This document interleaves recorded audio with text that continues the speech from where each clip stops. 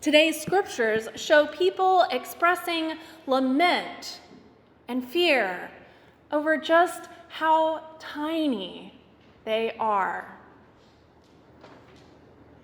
when Jesus speaks. Today's gospel reading is Jesus' response to his disciples' fear that they just are not big enough, not important enough, that they do not have enough faith to fulfill what Jesus is calling them to do. Jesus speaks words that seem harsh if you read them with just the right inflection. But you know what I think? I think these words are meant to remind and reassure the disciples that they have all the faith they need, that it is not a matter of how much faith they have or do not have, that it is instead a matter of what faith is for, and that God is working in them as they learn from God's presence and servitude in Jesus Christ. A couple weeks ago, I talked in my sermon about the climate strike a few members of this church and I participated in. The millions of young people who have joined together for the cause of calling people in power to action,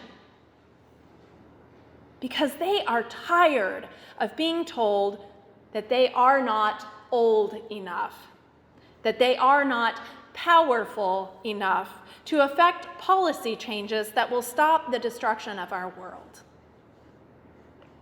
Last week, I talked in my sermon about the power of young people to remind us of the awe and wonder that exists in our environment.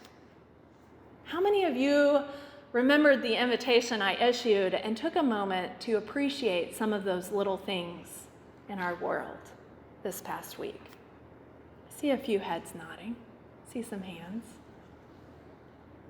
Today, I preach about the disciples' fear, about our fear, that we do not have faith enough to support our siblings, to offer forgiveness in God's name and in God's love.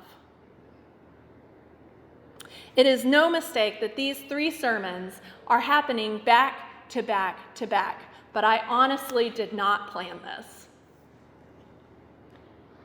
Though the words spoken today by Jesus seem harsh, he speaks these words with love, with kindness, and maybe even a bit of a smile on his face.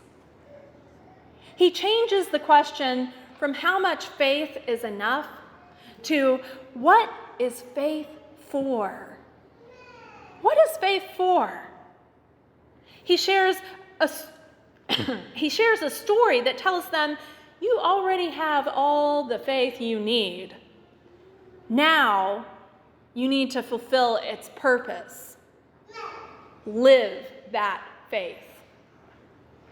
But he does not stop with the story of the mustard seed. It's not quite that simple. In the words of Kimberly Bracken Long, Jesus goes on to describe a relationship between master and servant that is marked by mutual accountability and expectation. The relationship between master and slave that is described in today's gospel is the relationship between God and humanity. The relationship Jesus teaches us through the way he lives to serve God and the rest of humanity. Through this relationship, Jesus reminds us that God has shown us the way to abundant life. And that journey, that path is marked by how we treat one another and how we treat the rest of creation. In preparation for today's worship, I have felt very small. The Lamentations passage that was read is not exactly hopeful sounding. It's a lamentation. I feel like I am not important enough, not powerful enough to convey the magnitude of what Jesus is calling us to do. Today is World Communion Sunday. Today also marks the end of the season of creation.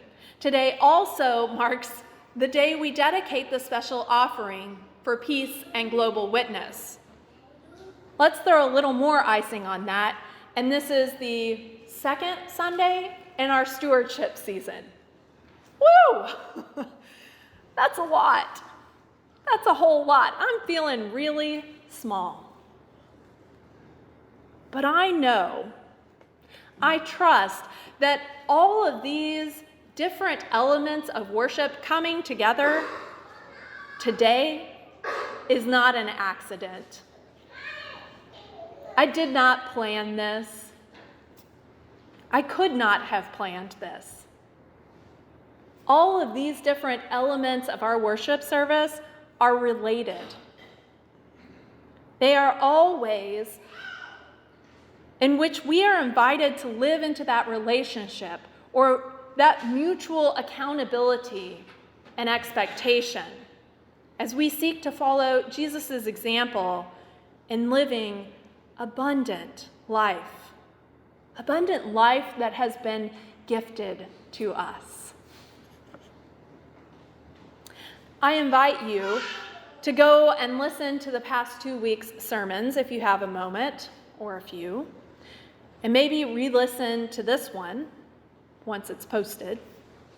I invite you, as I invited the younger children, the younger people in our church, to go watch the video of our mission partners, Kristin and Jeff Boyd. I posted that this morning on our Facebook page.